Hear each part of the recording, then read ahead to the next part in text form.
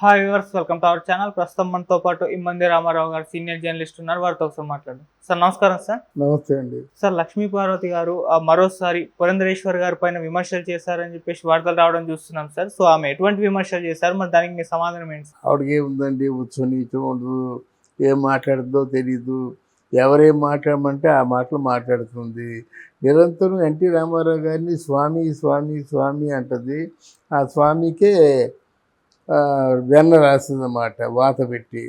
అలాగే ఆ స్వామిని బదులు ఆ ఎన్టీ రామారావుకు ట్రస్ట్ పెట్టి పేదలందరినీ జాగ్రత్తగా ఆయన పేరుతో ఆ సేవా కార్యక్రమాలు చేయొచ్చు కదా.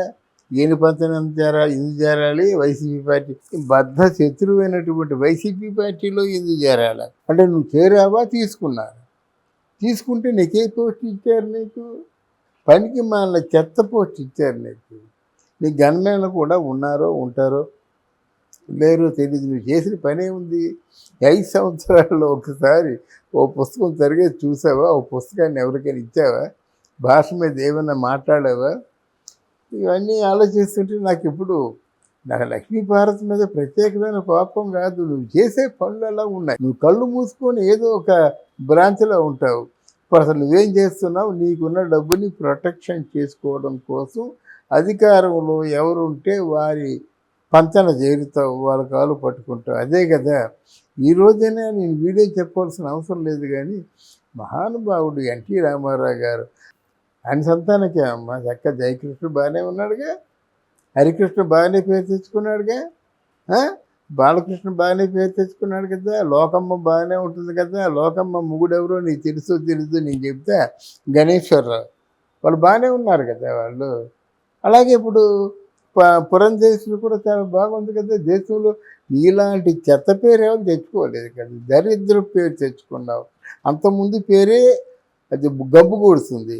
ఇప్పుడు ఎన్టీఆర్ భార్యని నువ్వు అంటున్నావు, కానీ ఎంత చెత్త పేరు తెచ్చుకున్నావు నువ్వు ఇంత చెత్త పొజిషన్లో ఉండి వాళ్ళ గురించి మాట్లాడతావు. ఎన్టీ రామారావు సంతానం గురించి మాట్లాడతావు. ఆవిడ దేవతను, రామారావు గారు దేవుడును. ఆ బసవతారకం ఎలా ఉంటుందో నీకు తెలుసా? నీకు ఇంటికి ఎవరైనా వచ్చినట్టు ఎలా పైట్రింగ్ ఎలా కప్పుకొని రామారావు గారు టీ తాగారా? ఓ ప్రశ్న. రామారావు గారు పిల్లలు బాగా చదువుకుంటున్నారా? రెండో ప్రశ్న. మూడో ప్రశ్న లేదు. చెత్తవాగుడు వాగడం. మేము ఓ 18 సంవత్సరాలు ఆ ఇంట్లో ఉండుంటాను. ఆయన ఇంట్లోనూ చిన్న ఆయన ఇంట్లో కూడా ఏ రోజు కూడా అంతకుమించి మాట్లాడు. మీరు బాగున్నారా? మీ పెళ్ళైతే మీ పిల్లలు బాగున్నారు, అంతే. టీ అందరికీ దొరుకుతుందండి. రామారావు గారికి టీ అంటే మంచి మహా ఇష్టం. ఆయన అంటుండేవాడు ఎప్పుడు, నువ్వు అంటే ఎవరైనా వచ్చినట్టయితే లక్ష్మీ రామారావు గారికి నాకు 1/2 అరకప్పు టీ తాగడం వాళ్ళకి అలవాటు. సాయంత్రం వరకు తాగేవారు. సాయంత్రం ఉల్లిపాయ పకోడీ వేసుకొని ఆ దర్బార్లో కూర్చొని తినేవారు. అటువంటి అంత వైభవంగా ఉండేది. రామారావు గారు దానికి వచ్చేవాళ్ళు అక్కడ అంత దూరంలో కారప్పుకొని లోనకి వచ్చి సాష్టాంగ పాదాల మీద పడిపోవడమే, ఇంకేం లేదు. ఆయన దగ్గరికి వచ్చి మామూలుగా వచ్చి మాట్లాడదామని వస్తాం కదా, ముందు పాదాల మీద పడిపోతాం అన్నమాట. అంత ఆ చూపు కానీ ఆయన శక్తి కానీ అంత శక్తి అది. అర్థమైందా? అంత శక్తివంతమైన వ్యక్తికి చెత్త పిల్లలు పుట్టారని నువ్వంటే ఇది చెత్తవాగుడది. ఎంత చీప్ మెంటాలిటీతో నువ్వు ఉసురుమంటే ఆ ఉసురు మనొస్తుంది. నీ కడుపులో ఉంచుకో. కుళ్ళు నీ కడుపులో ఉంచుకుంటే దేశానికి నష్టం లేదు. ఇలాంటి వీడియోల్లో చెప్పడం ద్వారా ఎవరో నా బోటు వాళ్ళు ఉంటారు, తట్టుకోలేం కదా. పురంధరేశ్వరిని అన్నా నువ్వు, పురంధరేశ్వరికి ఎడంకాలి గోటికి నువ్వు సమతూగుతావా? ఎందుకనాలి నువ్వు? పురంధరేశ్వరి ఎందుకు అనాలి? బాలయ్యని ఎందుకు అనాలి? ఎవరిని ఎందుకు అనాలి? నీకు ఒకప్పుడు బాలయ్య దేవుడు అంటావు. అసలు నీకు ఈ పొందిగలేని తనం ఏంటి నీ ఫ్రస్ట్రేషను? అయిపోయింది నీ భోగం. 5 సంవత్సరాలు ఉన్నావు. 5 సంవత్సరాలు జగన్మోహన్ రెడ్డి పేరు పెట్టుకొని జగన్మోహన్ రెడ్డి నా కొడుకు అనుకొని ముద్దులు పెడుతూ ఉన్నావు. అయిపోయింది. ఇప్పుడు నువ్వేం చేస్తావు? ఫ్రస్ట్రేషన్తో ఎక్కడ పారిపోతావు? నరసాపురమా? ఇక్కడే హైదరాబాద్ ఉంటావా? నువ్వు ఉన్నూరు వెళ్తే మాత్రం ఊర్లో రక్షణ ఉండదు.